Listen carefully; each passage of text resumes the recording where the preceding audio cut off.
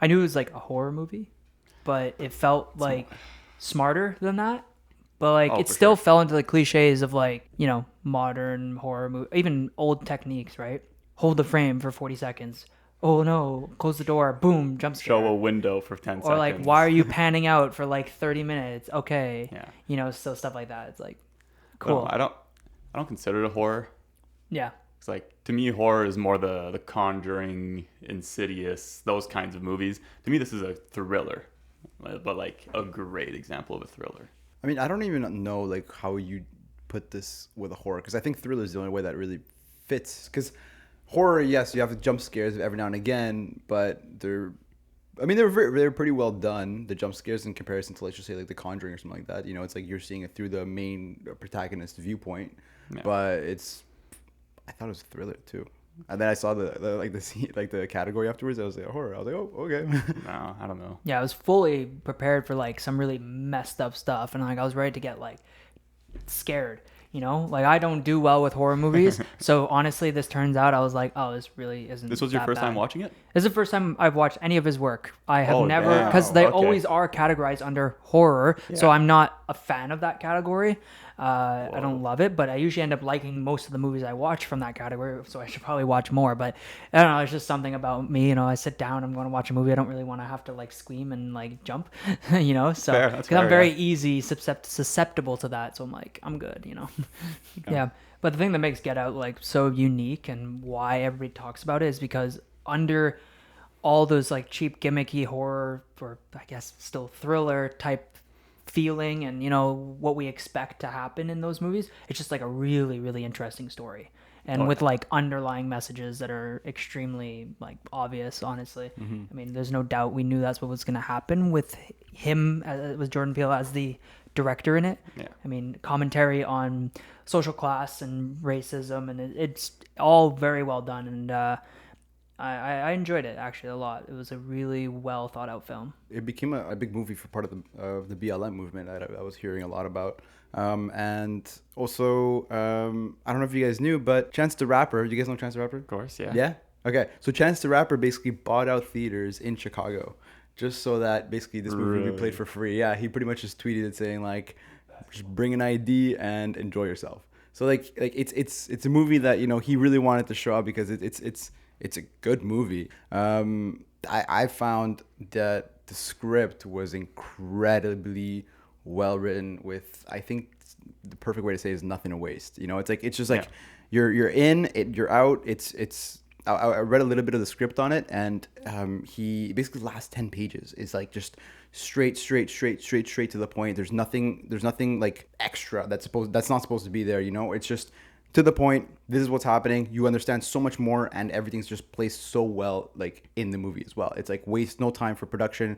I thought the script was incredibly well done, as well as dialogue and everything. But yeah, I don't know. I think that's one of his strengths, Jordan Peele. Like with all three movies he's done, especially coming from comedy, because like Key and Peele, right? He's half of that, and coming from that iconic comedy duo to making back to back to back thriller bangers, it's just so impressive. And yeah, like you said, his screenplay, everything has a purpose, and then translated to visually, every shot has a purpose.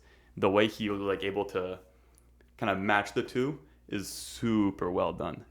One part of the movie that I was particularly interested in when I was watching it was sort of this, like we'll go back to it's a thriller, but it's technically horror. So there are anticipations behind it, but it's more like psychological than it is like what you see, sort of like what you don't see. Obviously, that's a big part of these thrillers.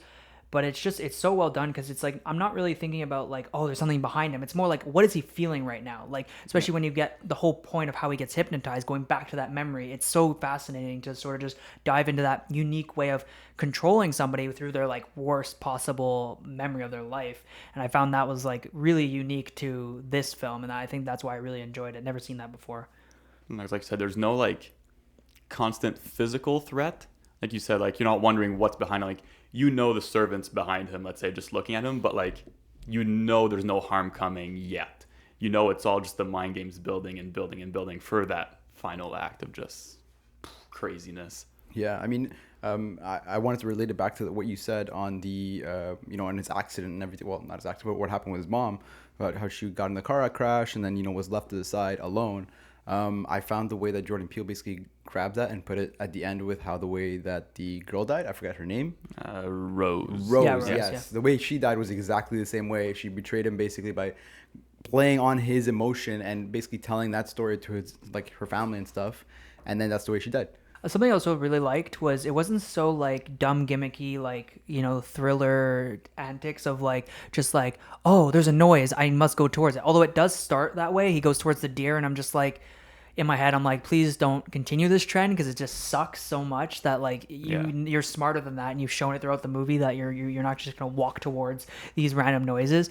But like thankfully, like near the climax of the film, it's just sort of like he's like, okay, I'm gonna get out, so like I'm not gonna stick around, I'm not stupid, I can see there's clearly a trend happening. And then his TSA friend on top of that, amazing, right? He's not actually there. Legend, saving lives and whatnot. And he's like the viewer, us. He's us basically throughout the film, saying the things that we want to say to him the entire time. So I love that. I heard Jordan Peele got like a lot of inspiration for the title of this movie from going to watch like horror movies where like black guy dies first. And so Jordan Peele was like watching movies, like horror movies, and everybody in the audience is just telling the black guy, get out of there, you're gonna die, and stuff like that. So he literally got inspiration from that to like name it Get Out. And like that's why the TSA agent, his friend, he's like, yo, you gotta get out, dude. He's literally the viewer in horror movies, like for every day, like exactly like you said. And the comedy relief he brings that character in like the most like tense moments, it just switches to him like in the getting not investigated, but like interrogated by the cops, and you just see the three cops in the back trying to hold back their laughters. So like, this girl kidnapped this dude and they're becoming sex slaves and shit. It's like, oh my god, it's so good. Yeah, you could tell, like, obviously he has so much experience writing with comedy, and like it's done so well in this movie, and it's used super well. It's subtle too, especially when they have that like family gathering, or it's not a family gathering, it's a auction. Yeah, an auction. It's an auction, and so it's really well done, with all the subtleties and like the small little jokes there, whatever. The guy talking, Tiger was my favorite, that stuff. Or the dad, I would have voted for Obama if he had a third, So like little things like that go a long way to sort of, you're opposite to what the theme is of the movie. And it kind of catches you off guard, but like you said, it relieves that like momentum of like, oh shit, like everything's going to go down. I saw a Letterboxd review that said if Get Out released in the Get Out universe, the parents would have for sure told Chris, hey, I'm a big fan of Get Out and stuff like that, God, like yeah. they're just that type, but he did it so well, I love that review. One of the last things I wanted to say about this was I just find it really interesting that it felt at some point this movie felt more sci-fi than it did just like, hardened in a reality. Although there are parts of like, the guy's a neurosurgeon and like it's possible to do some of these things, but it felt a little bit further away from reality in certain aspects that I was like, okay, like it doesn't ruin it. Actually, in fact, it's, like I said, it's one of my favorite stories and was done super well. So I'm not criticizing, but we're going like it's just touching back on the category thing, how it's thriller, horror, comedy, but I think has its own category in sci-fi a little bit. Which is honestly kind of like a Peele category, we could say at this point with his other movies. They're all kind of a blend of not just horror thriller, but sci-fi with Nope. Like, I don't know how he does it, but he's able to just bring so many genres together and blend them up so well together. But one thing I mainly wanted to touch about was the cast.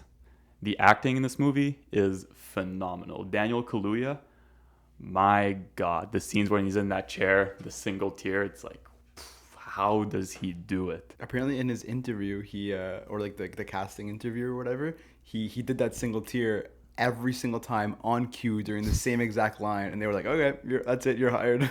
It's crazy. I don't know how you can even control your body that well to produce a single tear on cue.